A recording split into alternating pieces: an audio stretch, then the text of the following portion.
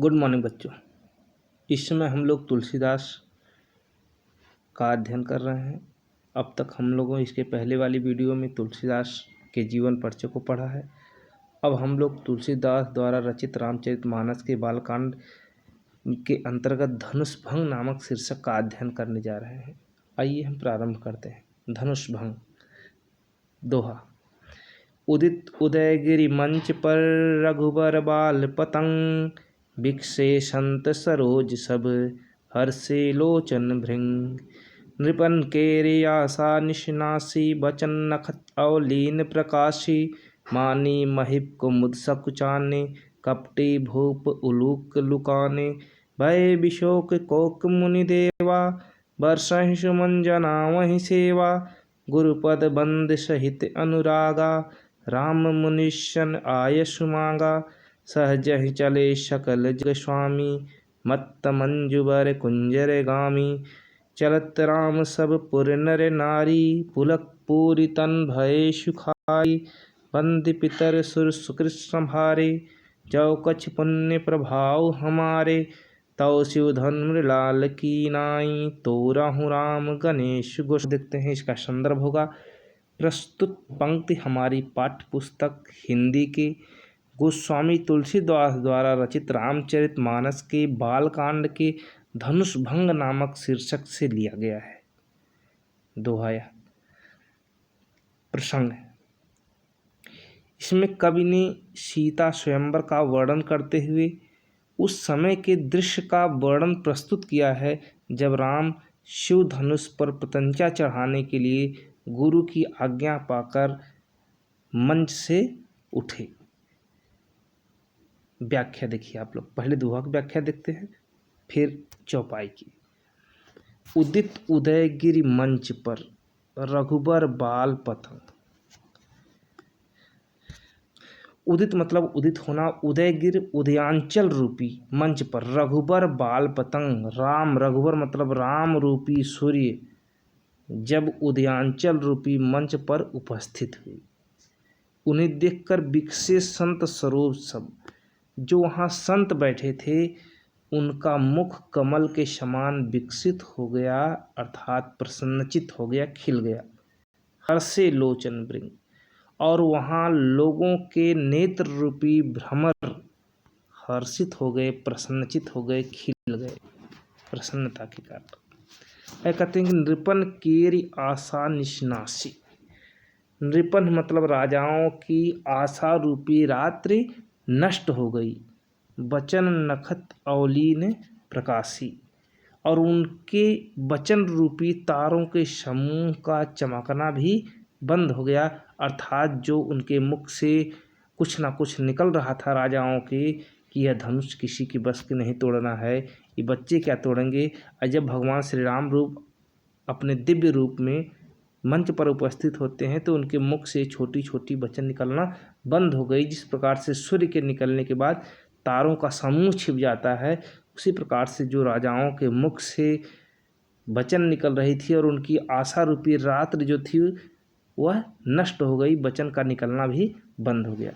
आगे कहते हैं कि मानी महिप कुमुद सकुचानी।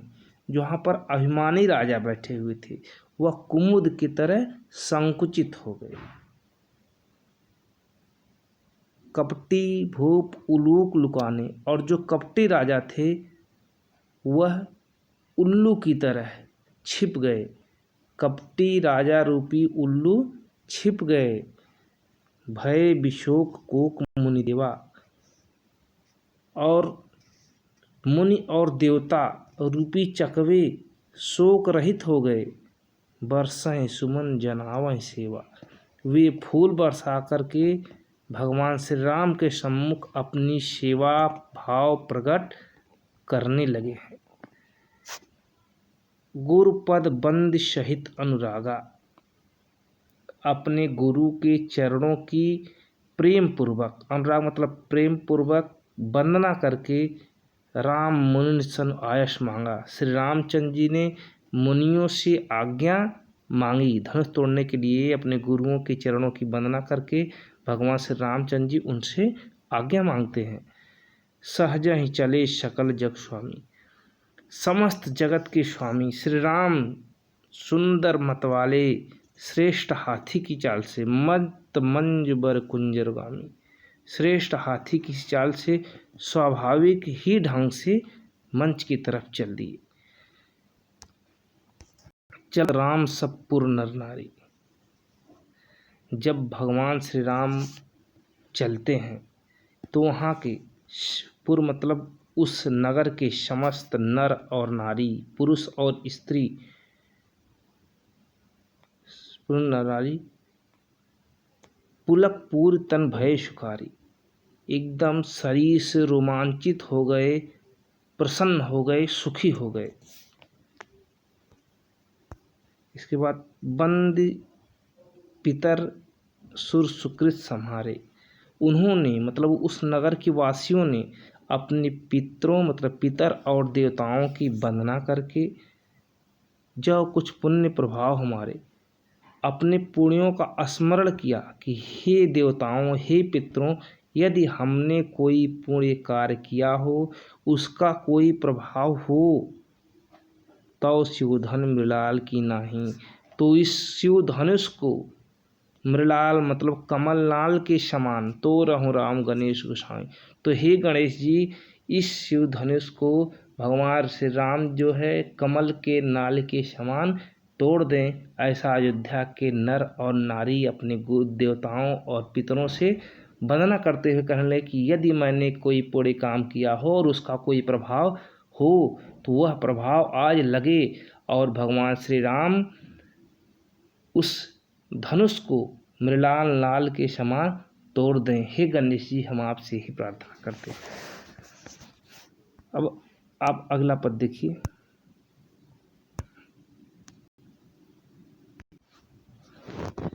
राम ही प्रेम समीप लख, शकिन समीप बुलाए, सीता मातु स्नेह बस, बचन कहें बिल खाए।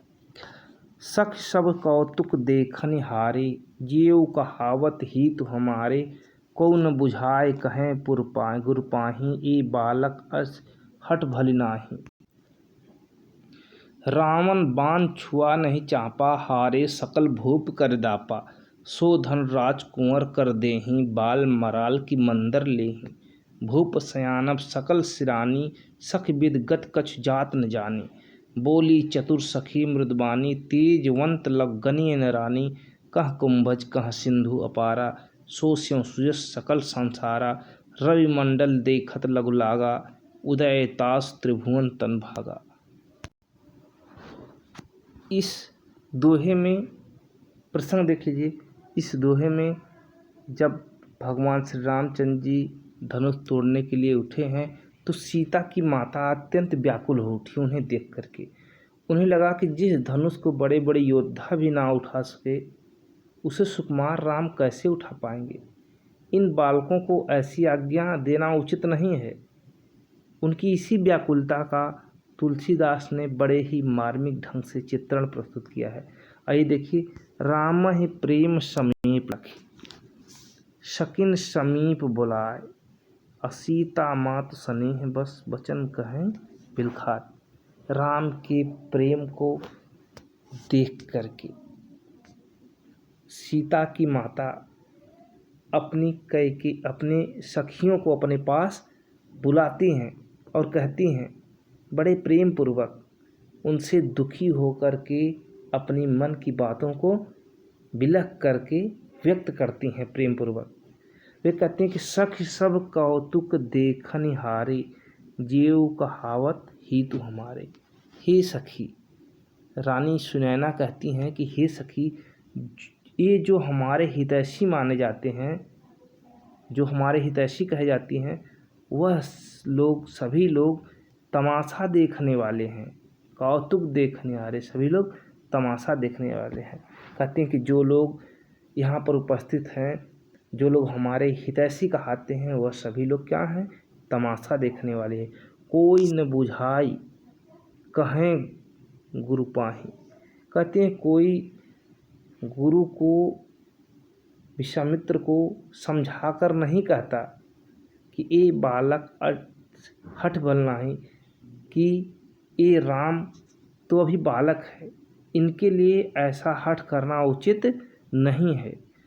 रामन बाण छुआ नहीं चापा। वे कहती हैं कि जिस धनुष को रावण और बाणासुर जैसे विख्यात वीरों ने नहीं छू पाया है, हारे शकल भूप कर दाका।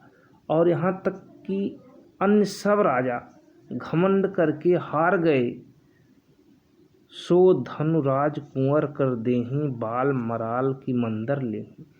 वही धनुष राजकुमार राम के हाथ में दे रहे हैं।